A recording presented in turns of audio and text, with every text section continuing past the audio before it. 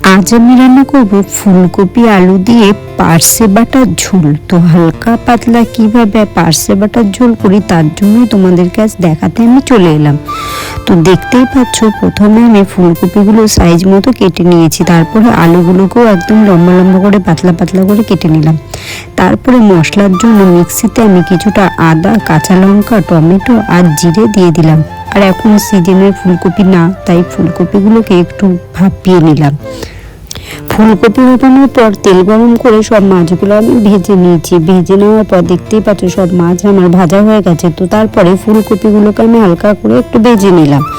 তারপরেই কড়াইয়ের মধ্যে সব কিছু ফোড়ন দিয়ে দিলাম। ফোড়নটা হলো জিরে আর শুকনো লঙ্কা, তেজপাতা। তার মধ্যে আমি আলুগুলোকে দিয়ে হালকা নাড়াচাড়া করে বেটে রাখা মশলাটাকে দিয়ে তারপর আমি কষিয়ে টমেটোটাকে দিয়ে হলুদ, নুন, স্বাদ মতো চিনি সব কিছু দিয়ে কষাতে কষাতে ভেজে রাখা ফুলকপিটা দিয়ে আরেকটু মাখা মাখা করে কষিয়ে নিলাম।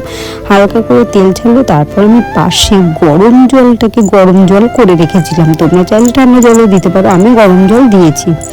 তো তারপর ফোটানোর পর নামানোর সময় হালকা ধনেপাতা দিয়ে আমার রেডি ফুলকপি দিয়ে পার্সে মাছের ঝোল। তোমরাই বলে ফেলো কেমন হয়েছে।